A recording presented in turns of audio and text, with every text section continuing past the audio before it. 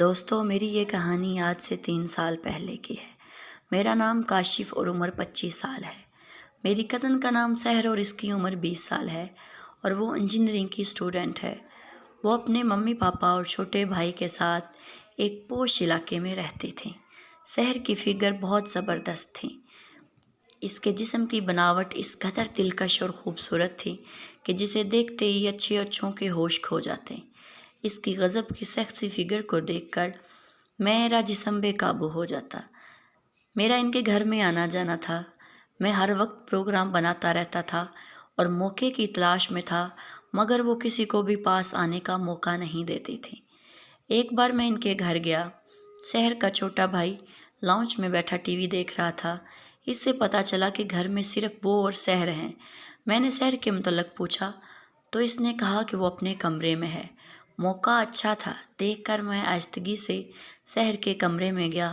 وہ کمپیوٹر کے سامنے بیٹھی ننگی تصویریں دیکھ رہی تھی اور اس کا ایک ہاتھ شلوار کے اندر تھا اور منہ سے ہلکی آوازیں نکال رہی تھی۔ میں اس کی کمر کے پیچھے تھا، اس لیے مجھے اندر آتے ہوئے نہ دیکھ سکی۔ میں بالکل اس کے پیچھے جا کر کھڑا ہو گیا۔ کچھ دیر بعد اسے احساس ہوا کہ کمرے میں کوئی اور بھی ہے۔ اس نے پیچھے مڑ کر نہیں دیکھا اور جب اس کو احساس ہوا کہ پیچھے کوئی ہے، اس نے پیچھے مڑ کر دیکھا تو اس کے ہوش اڑ گئے۔ اس کے منہ سے الفاظ نہیں نکل رہے تھے۔ میں نے اس سے کہا، سحر، میں تمہیں ایسا نہیں سمجھتا تھا۔ یہ تم کیا کر رہی تھی؟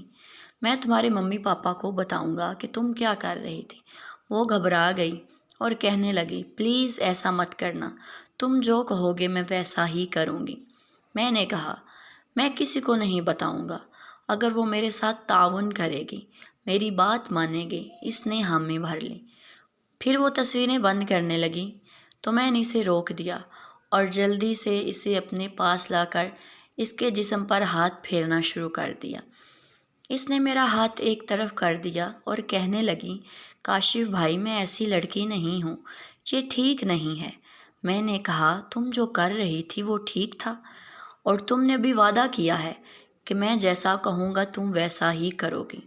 اب پس و پیش کرنا چھوڑو اور اپنے خوبصورت جسم کو میرے حوالے کر دو، ورنہ میں نے فکرہ ادھورا چھوڑا۔ تب اس نے مزاحمت کرنا چھوڑ دی۔ میں نے اس کے جسم کے قریب ہو کر اس کو کس کرنا شروع کر دی اور انٹرنیٹ سے ایک سیکسی سی مووی لگا دی تاکہ وہ بھی میری طرح بے قابو ہو جائے۔ پھر میں نے اس کے نرم نرم گلابی ہونٹوں پر کس کرنا شروع کر دی اور ساتھ میں اس کے جسم پر ہاتھ پھیرنا شروع کر دیا۔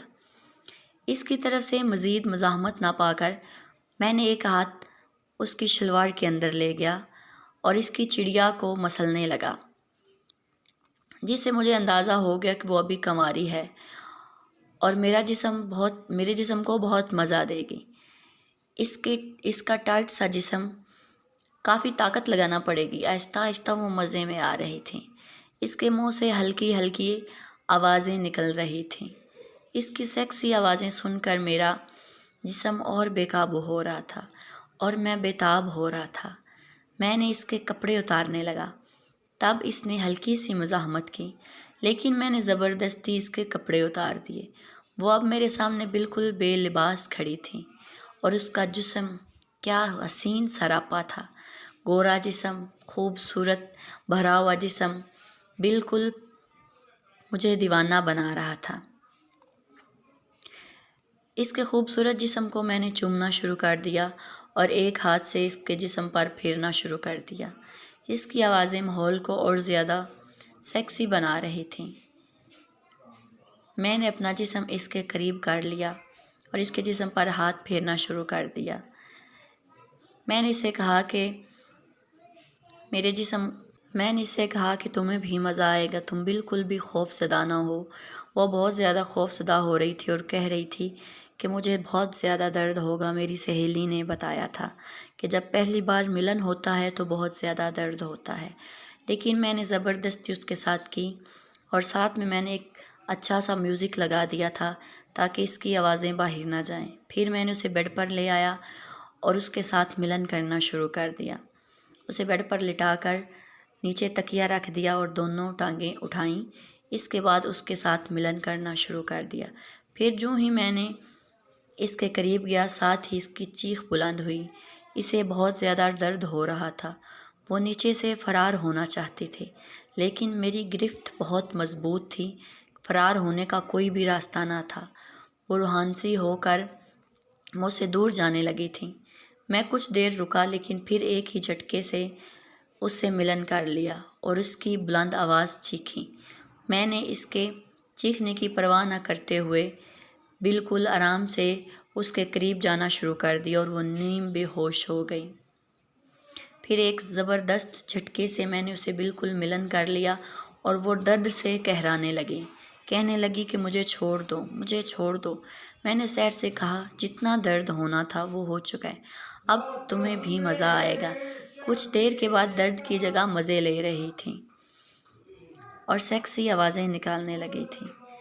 اس کا جسم خوبصورت تھا، اس لیے مجھے بھی بہت مزہ آ رہا تھا۔ میں کچھ دیر کے ملن کے بعد بالکل فارغ ہو گیا اور اس کے اوپر ہی لیٹ گیا۔ میں اس کے جسم کے ساتھ کھیلنے لگا، اس کے بدن کو چومنے اور چاٹنے لگا۔ میں نے اس سے پوچھا مزہ آیا تو اس شرما گئی اور دوسری طرف منہ کر لیا، کہنے لگی کہ اف، تم نے تو میری جان ہی نکال دی۔ اف، اتنا درد میں نے سوچا بھی نہ تھا۔ میں نے کہا، جان تو تم نے بھی میری نکال دی۔ پھر وہ ہنس پڑی۔ اس کے بعد ہماری لو سٹوری شروع ہو گئی۔